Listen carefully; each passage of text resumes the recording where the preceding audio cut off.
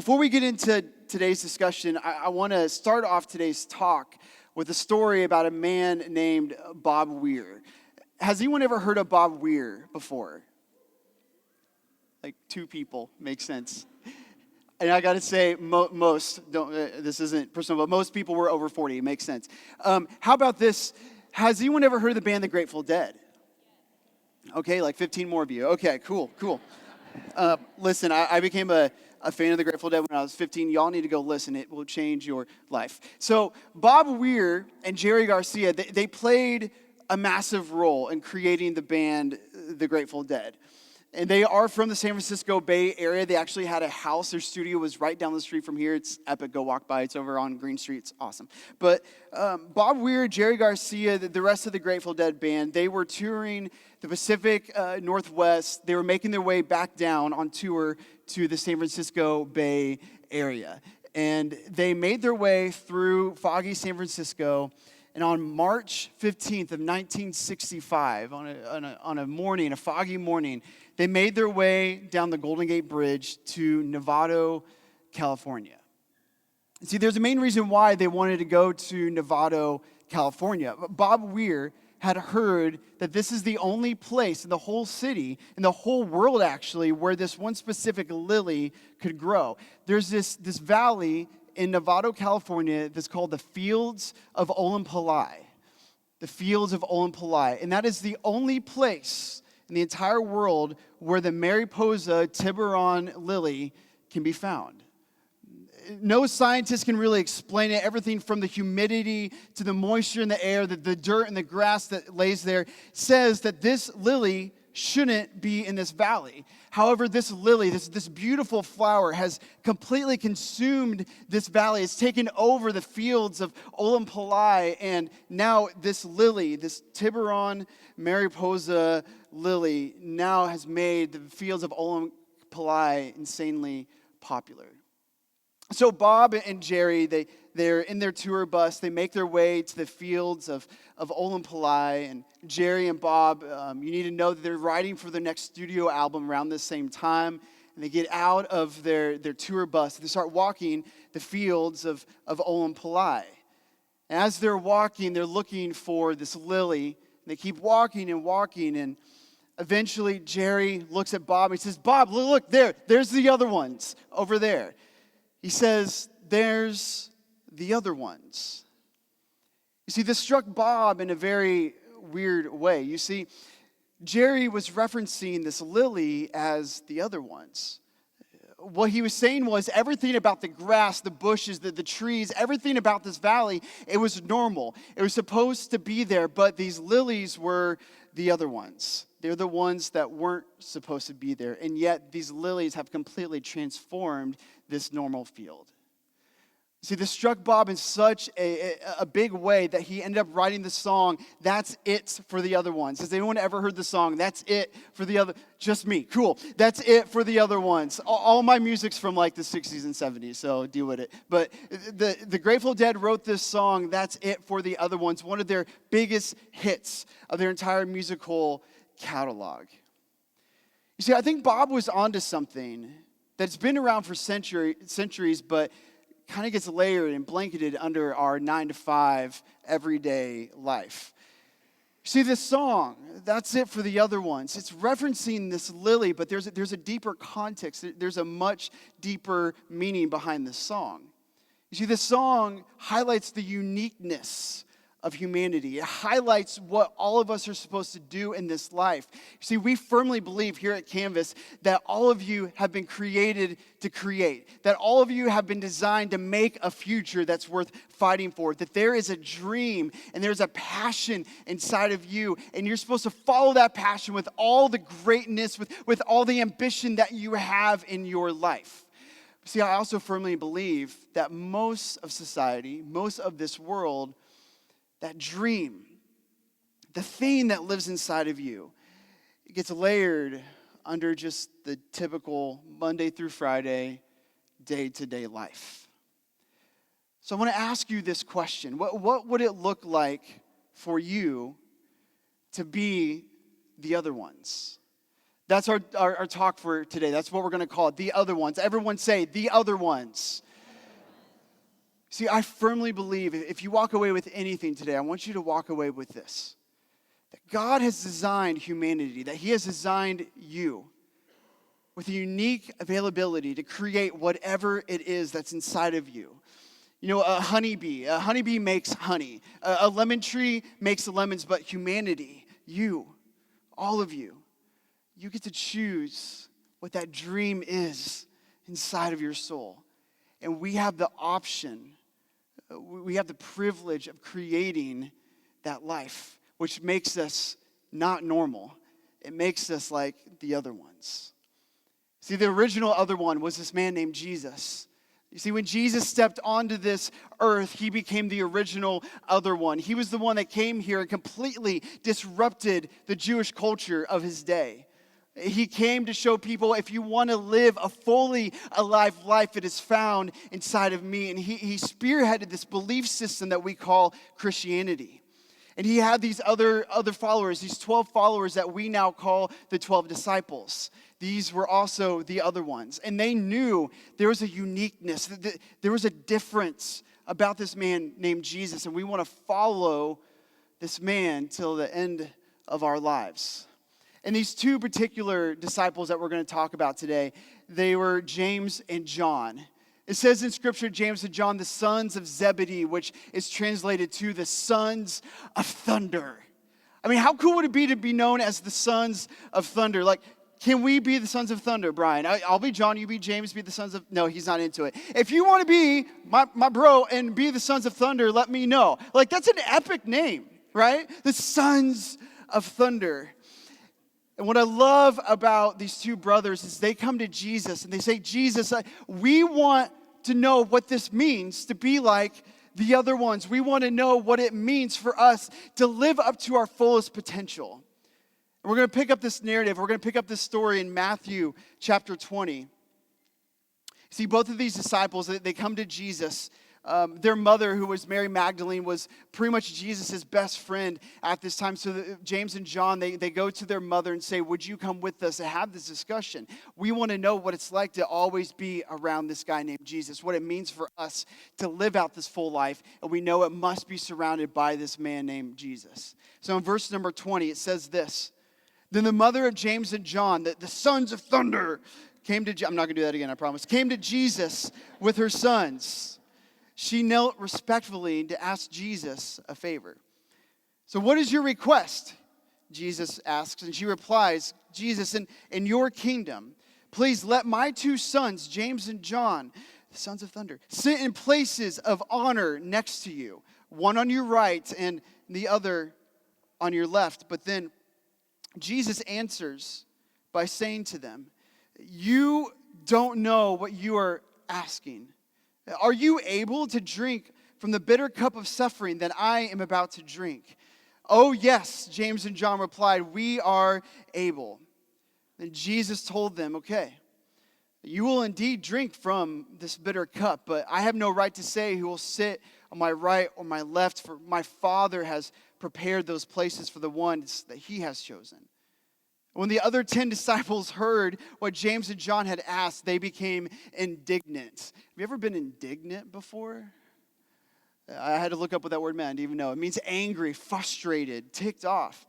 They became indignant. So then Jesus calls all 12 of them together and said, you know that the rulers in this world, they lord their power over their people, and officials, they flaunt their authority over those under them.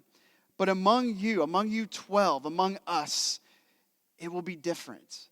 See, whoever wants to be great among you must be your servant. And whoever wants to be the first among you must become your servant.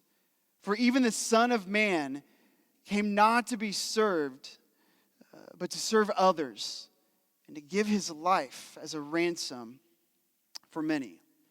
So this is what we see in this story. We see the two brothers, James and John. You know their nicknames. I'm not going to say it again. James and John, they go to their mommy and ask their mommy to come before Jesus and say, Mom, can you ask Jesus what it means for us to always be around him? It says in this scripture that Mary Magdalene asked Jesus if James and John could sit the right and left of Jesus. You see, this is a Jewish culture analogy here.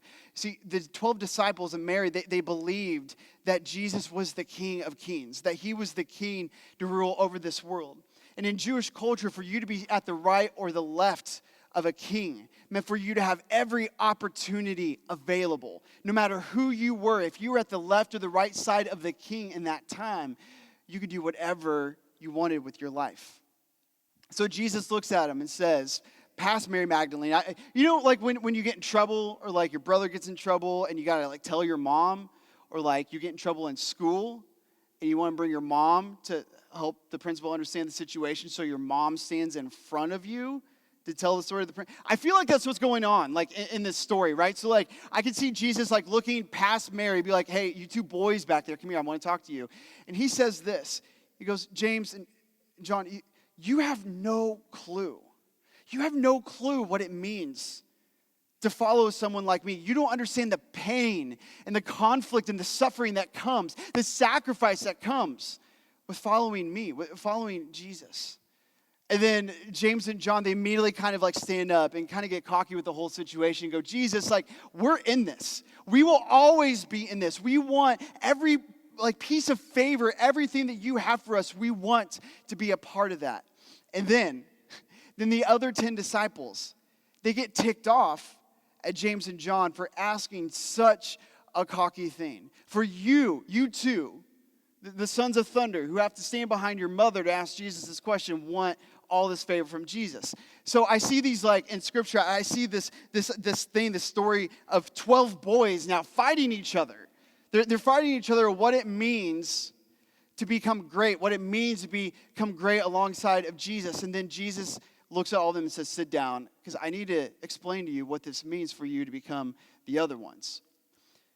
You see, what we see here is these 12 disciples trying to become the best versions of themselves.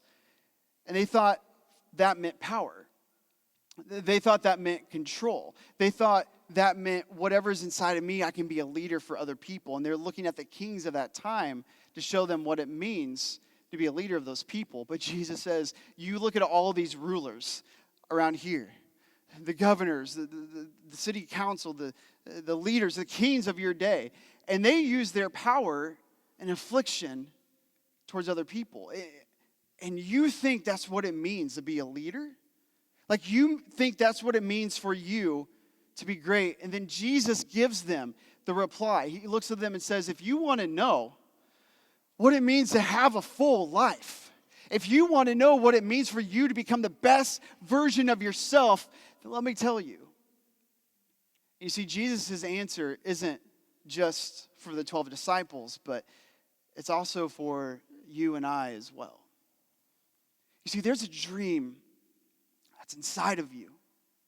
A dream that will completely change this world. There is a thing that lives inside of each and every one of you. And it's up to you to choose that life. It's up to you to make that dream a reality. And Jesus lays out the master recipe of what it means for us to become these people who change the world. The next two verses is where we're going to spend the rest of our time today. How Jesus shows us that we can truly change this world. See, I think there's two things in this. If we want to become the other ones, the ones that don't look like normal society, the ones that change what this world looks like, there's two things I found inside of these verses. And the first one is this, that the other ones pursue greatness. The other ones pursue greatness. We see this in verse number 25. Jesus says this, you know that the rulers of this world, they lord their power over their people. And then he says this, but among you, you will be different. You will use this power in another way. He says this, whoever wants to be great among you. We're going to cut that verse in half real quick. Can we just eradicate this idea that you're not allowed to pursue greatness in your life? Let me explain real quick. I'm a I'm insanely competitive. Am I not? Am I insanely competitive? That smirk told me everything from my wife. I am insanely competitive. There's actually only one other person outside of me that I have found that's more competitive than me, and that's like one of my best friends. That's my next door neighbor, my boss, your pastor, Travis Clark. And I hate that he's more competitive than me because that means that he's winning this whole race against competitiveness, and he's winning. I'm in second place. I'm super, super competitive. So back on Memorial Day, myself, Jesse Frenchetaire, Matt Belkey, Colton Kirkpatrick, a bunch of us, Will Kane, who was sick that day, we decided to do the Murph Challenge. Have you guys ever heard of the Murph Challenge? Okay, yeah, you have. Let me explain to you what that is. The Murph Challenge is a workout that you do on Memorial Day that is supposed to reflect and honor those that have given their lives. It's named after Michael Murphy, and this was like an iconic workout that he would do once a year, Memorial Day. So now, like a lot of people in America, they do this workout as well. This is the workout. It's a 1 mile run, followed by 100 push-ups, followed by 100 pull-ups, followed by 100 air squats, and then you finish the whole thing off with another 1 mile run. It is as awful as it sounds. Absolutely awful. So I decided I'm going to do this workout with these guys, and it's about a 1 mile run from our apartment down to the little workout area over here at Marina Green. And see, the whole idea is for us to honor people that have given their lives, and I had to take it one step further. Never done this workout in my life, and I decided that day, if I don't finish first, we're going to have a problem. So we start off the 1 mile run, right? We get down to Marina Green. I'm pacing myself. I'm feeling good. We start going through our reps, 100 push-ups, whatever. I almost died, but whatever. We get into the pull-ups. I'm pretty sure I passed out like twice doing that, but I finished them. By this time, Jesse has passed out and, like, legit, not joking, has thrown up like 9 times in the grass. We get to the air squats, and we start finishing up the air squats. We get all of this done. Colton, who's like this massive, like, Colton, are you here? I was going to make you stand up, but you're not here. Good. Because, like, this guy's, like, this, like, butch, super handsome CrossFit guy. And he's just, like, pounding through this workout. I'm like, I just got to keep pace with Colton. And then we finished up the 1 mile run. So here's how the whole thing ended. Colton's in front of me. I'm keeping pace. Second place, right behind Colton. Matt Belkey's right behind me. Jesse's somewhere. We can't find him. And we're running back home. Now, here's the thing. Now, we live in San Francisco, so there's a hill that goes up to my house. And I'm thinking to myself, Colton is like, he's like right in front of me. And so during this last hill, I'm just going to sprint up this hill. I'm going to finish strong. I'm going to turn around. I'm going to go find Jesse, pick him up. We leave no comrade behind and just run home, celebrate with the bud. Okay, that's not what happened. So we get to the hill. You know when you start working out sometimes and like, you know your body can do more, but your mind says no? This was like the opposite. We're like, my mind's like, we got to finish strong. And my body's like, bro, I have not ever done this before. What are you doing to me? We start sprinting up this hill, and my body shuts down. I get halfway, and I'm already so ticked off. I'm on the side of the road, stopped. The only time in like the last like 43 minutes that we've stopped this workout. And I'm dying on the side of the road. And I see Colton in front of me, and he finishes up. First place, great. Now I get second place. No, that's not what happened either. Matt Belkey comes up from behind me, and he comes up, he's like, hey, man, you can finish up. Like, don't touch me. Like, shut up. I don't want to touch. Like, I look at him like, yeah, good game, bro. No, now I'm in third. Like, I knew I wasn't going to get last place. Jesse's not even nowhere to be seen. So, like, third place. Now, I've been dissing on Jesse for a bit, but here's the thing. Jesse kind of finishes the workout. I think he got an Uber at the very end, but he kind of finishes the workout, but he's also my wife and I's roommate. He rents out the second bedroom in our apartment. So like 2 days later, it's still sitting with me. Like I came in third place in a workout. And Jesse comes out of his room. He's like, hey, I want to get ready for the Murph Challenge next year. So I'm going to do 100 push-ups every day. And I'm going to do 100 sit-ups every day. That's not part of the workout, but I didn't tell him that. We do 100 sit-ups every day. I'm going to do 100 air squats. And he looks at me and goes, do you want to do it with me every day? Like, who wants to do that every single day? So, of course, I'm going to do it with him because I got to beat his time every single day. So we start doing this workout every single day, 100 push-ups, 100 squats, 100 sit-ups. And I beat him every single day, and I'm proud of that. I beat him, the guy that threw up and didn't finish the Murph Challenge. I still beat him. That's all I cared about. Now, so I get home one day from work, and he's already doing the workout. And I see my wife sitting there on the couch, keeping time. You see, I had her record my time the first time. Somehow Jesse got a hold of that time and had in his head that he was going to try to beat this time. I'm talking about the guy who couldn't finish the workout. So Jesse looks at me, finishes the workout, and I look at Rachel. I'm in the kitchen. I look over. I'm like, hey, what time did he get? And she looks at me, and she goes, he beat your time by 2 minutes. Now, Jesse, no Jesse Chan. Jesse, if you're watching online, he's in France right now. So Jesse, if you're watching online, I love you. Pay your rent. You haven't paid me for July yet. So here's the thing. Ticked me off. You're gonna beat my time by like 2 minutes. So here's what happened. Then I think it was like the next day, right? Like this crew was there. So like the next day, like there is a fire in my bones, and I've got to beat this time. Now, we're going to stop the story there because I did beat the time. I came in first place. That's all you need to know. But if I'm trying to say anything in this story, it's this, that if you can't tell, I'm really competitive. Here's the paradox of being competitive. I also believe in Jesus. And subtly throughout my walk in faith, I've been told that you have to stay humble. You can't be competitive. Like, it's okay to come in second or third, Josh. It's something I deal with all the time. And then we say these little Christian cliche things like, hey man, be humble, someone else is better than you. No! Someone else is not better than me. We say these things like, oh, I don't hate to lose, I just love to win. No! I hate to lose. I don't know. It is not in my bones. It is not in my blood to lose. The great prophet Ricky Bobby, he even said, if you ain't first, you're last. Yeah, okay, maybe his dad was high when he said that, but son, I was high when I said that. You can laugh at that. Ryan Tackett started this whole thing with the land of Kush 2 weeks ago. I'm just picking up where he left off. Okay. If I'm trying to tell you anything, it's this. I am extremely competitive, but I've always been told that you're not supposed to be competitive. See, I think this is where society has taken competition in the wrong way.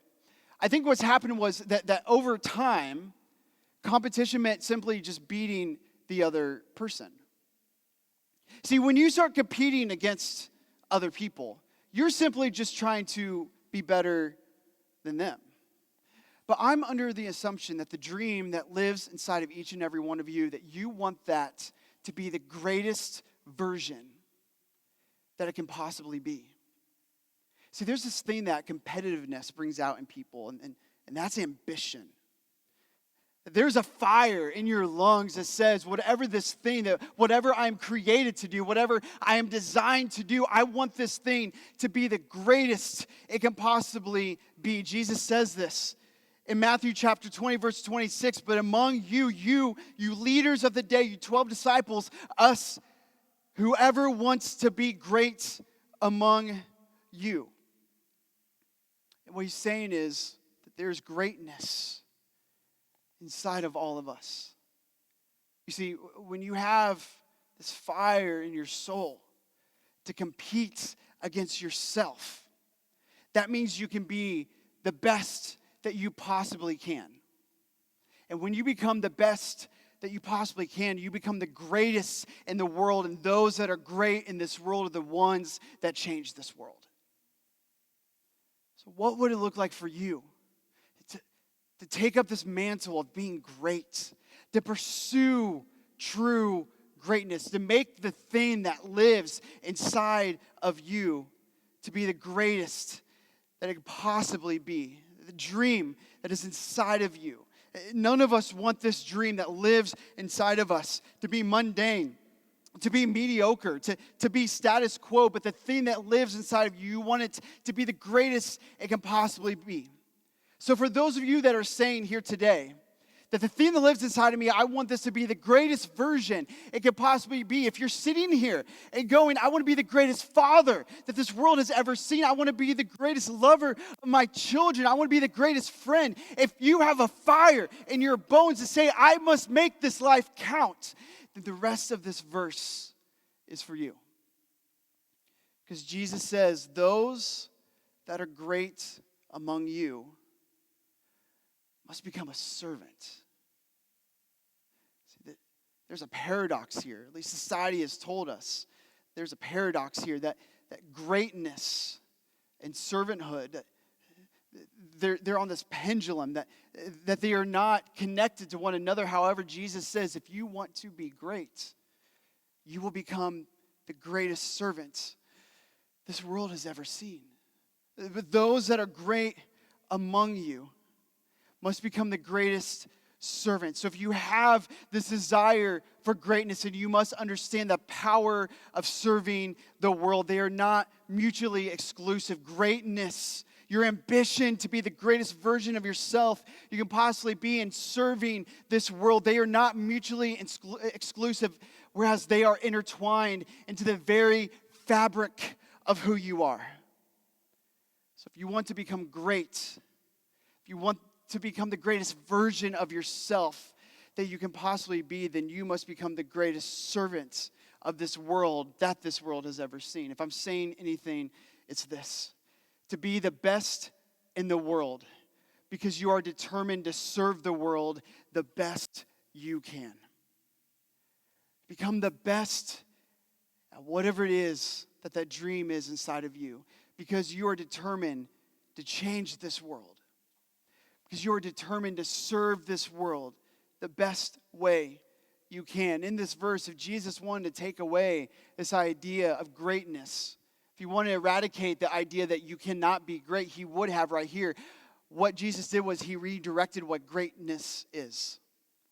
And Jesus lays it out for us so quick that the other ones, they pursue greatness. And that means serving this world.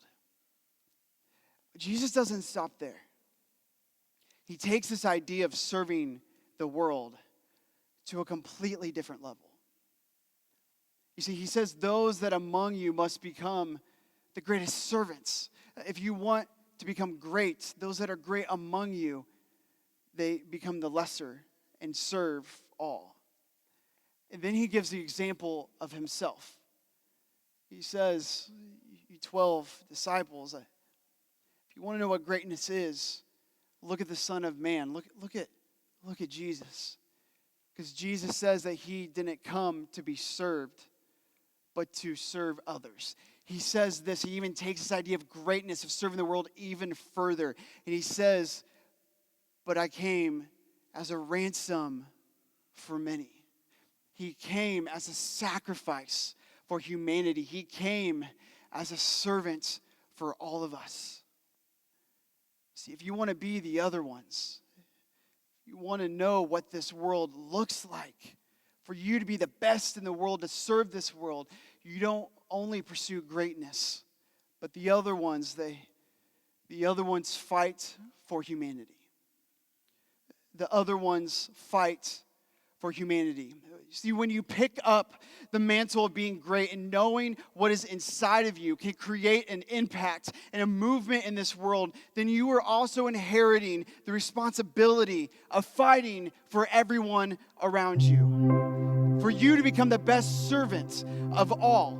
For you to serve this world, to fight for those who cannot fight for themselves. For you to become the best servants of this world. For you to fight for all of humanity means using your voice as a voice for those who do not have a voice. I'll be honest, I am just so sick and tired of living in a world where those who cannot fight for themselves, where we sit back and watch it happen ourselves. I'm so sick and tired of this world being filled with hatred. I'm so sick and tired of this world living with dread and despair. I'm done with hatred being a voice for Christianity. I'm tired with the dream that lives inside of us to keep silent, because that dream inside of you can change this world. I'm done with living in a world where people of different races and colors and sexism and racism abounds in this world. But what would it look like for us to create that dream that lives inside of us, where every gender, every race, every Christian preference, whatever you want to call it, we fight together to combat the darkness of this world?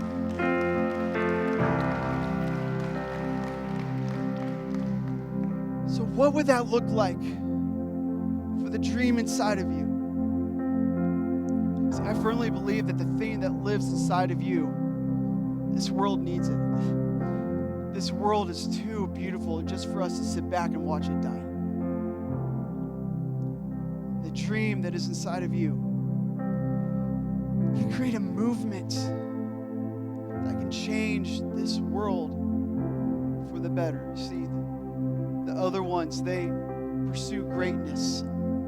Then the other ones, they fight for humanity. What would it look like for us to start fighting for one another? What would it look like for us to make the dream that lives inside of you an actual reality? We must start fighting for the dream that lives inside of us to become real. We must fight for all of humanity.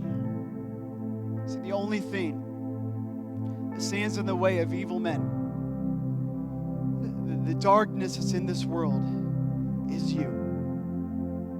And you can choose to sit back and stay comfortable and complacent.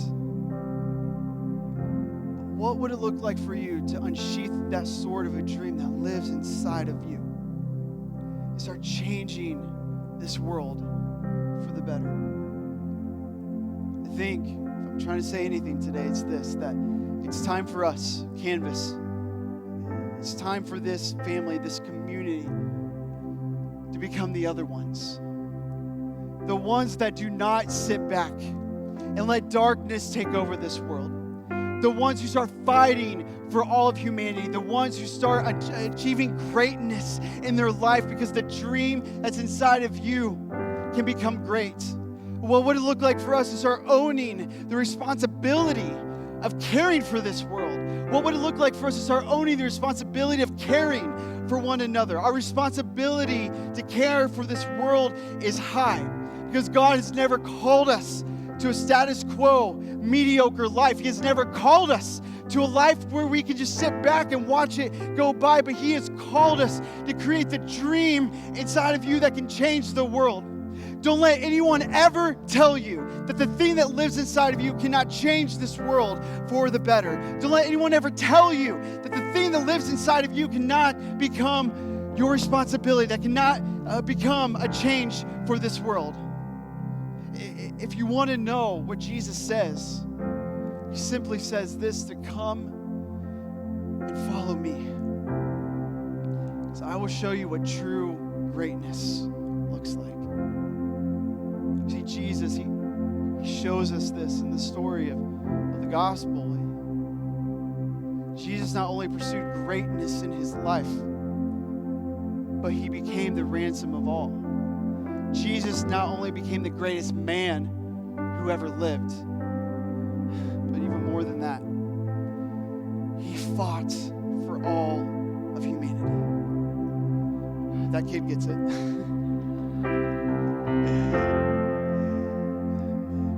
We're in this sermon series called One Last Talk, right?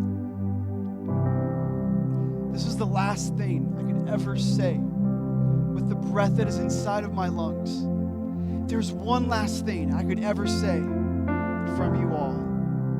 I believe with everything in my life, everything in my bones, that it would be this. May we start making the dream that lives inside of us a reality. May we become the greatest servants this world has ever seen. May we fight for one another. may we fight for all of humanity because Jesus fought for you.